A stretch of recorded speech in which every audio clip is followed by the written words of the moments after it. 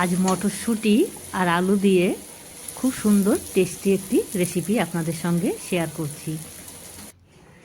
এখানে আমি দুটো ডুমো সাইজের করে আলু কেটে নিয়েছি আর মটরশুঁটি নিয়ে নিয়েছি। কড়াই গরম হয়ে গেছে, এবার দিয়ে দিচ্ছি সর্ষে তেল।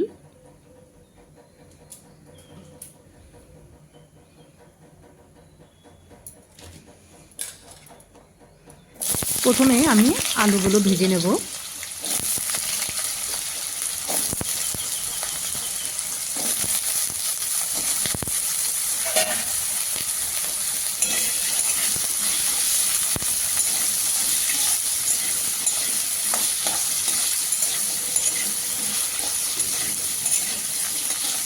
আলুগুলো ভাজতে ভাজতে প্রায় 50% মতো সেদ্ধ হয়ে যাবে।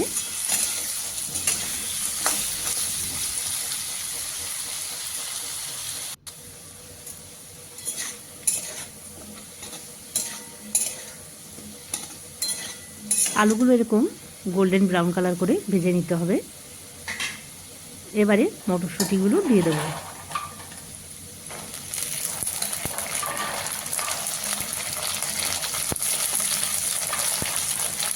মটরশুঁটিগুলো বেশি ভাজবো না, 1 থেকে 2 মিনিটের মতো সময় ধরে ভেজে নেব। মটরশুঁটিগুলো সবসময় একটু ভেজে রান্না করলে খেতে ভালো লাগে, তাহলে সেদ্ধ গন্ধটা থাকে না।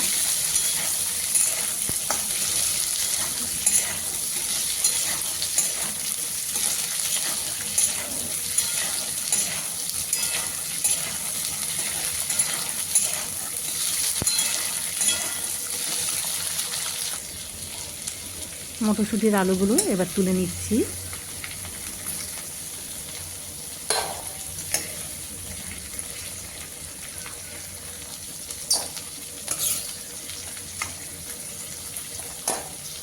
এই রেসিপিটা খেতে কিন্তু খুবই টেস্টি হয়, আপনারা অবশ্য বাড়িতে একবার ট্রাই করবেন। আমি আজকে রান্নাটা একটু তেল বেশি দিয়ে করছি, আপনারা চাইলে কমিয়ে বাড়িয়ে দিতে পারেন।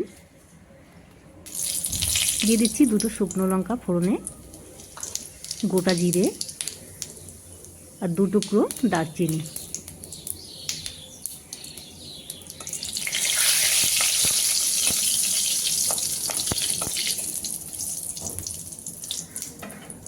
এবারে দিয়ে দেব কুচনো পেঁয়াজ।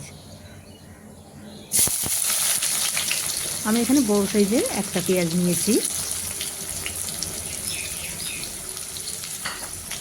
পেঁয়াজগুলো প্রথমে খুব ভালোভাবে ভেজে নেব।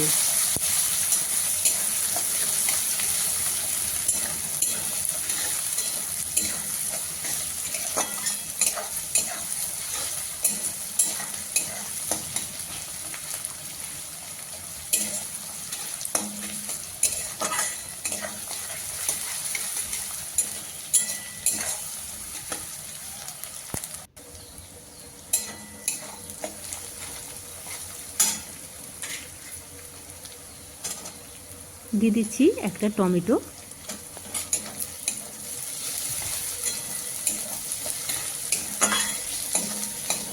টমেটো খুব ভালোভাবে পেঁয়াজের সঙ্গে কষিয়ে নেব।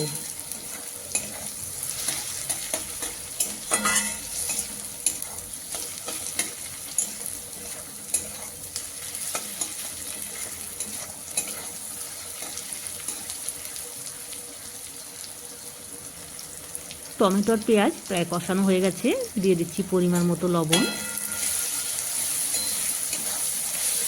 লবণটা আগে দিলে পেঁয়াজগুলো আরও নরম হয়ে যাবে।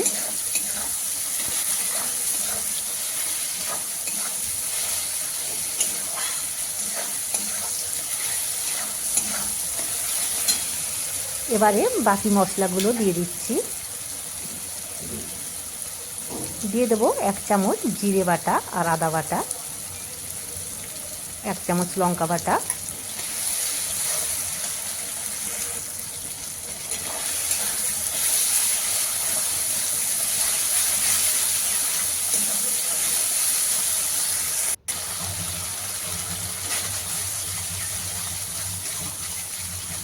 দেখুন মশলা কত সুন্দরভাবে প্রায় কষানো হয়ে গেছে।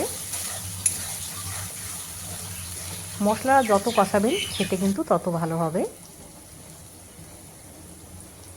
মশলা কষানো হয়ে গেছে, এবার দিয়ে দিচ্ছি পরিমাণ মতো হলুদ গুঁড়ো,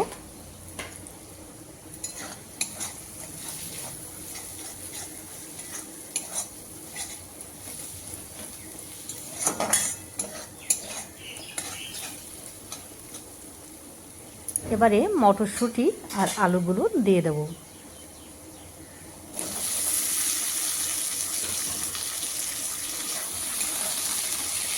আলু আর মটরশুঁটি আমি মশলার সঙ্গে আরও 2 মিনিট সময় ধরে কষিয়ে নিচ্ছি।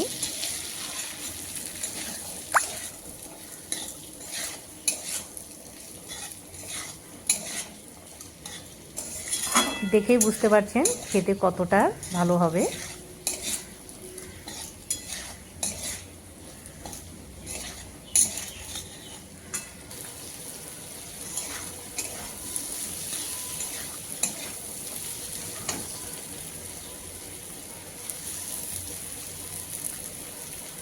এবার দিয়ে দেবো ঝোলের জন্য পরিমাণ মতো গরম জল।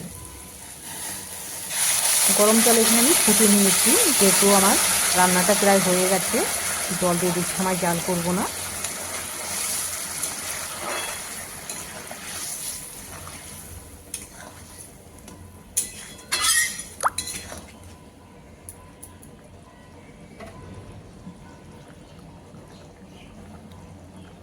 এবার দিয়ে দেবো 1/2 চামচ গরম মশলা গুঁড়ো,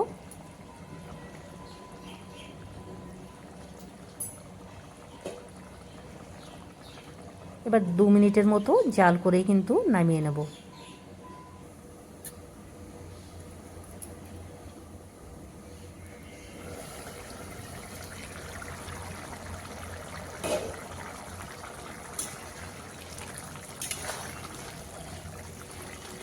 এই আলু দিয়ে মটরশুঁটির ঘুগনি ভাত, পরোটা, রুটি সব কিছুর সঙ্গে কিন্তু খেতে খুব ভালো লাগে। রান্না হয়ে গেছে, নামিয়ে নিয়েছি। ভিডিওটি আপনাদের ভালো লাগলে লাইক, শেয়ার, সাবস্ক্রাইব করবেন।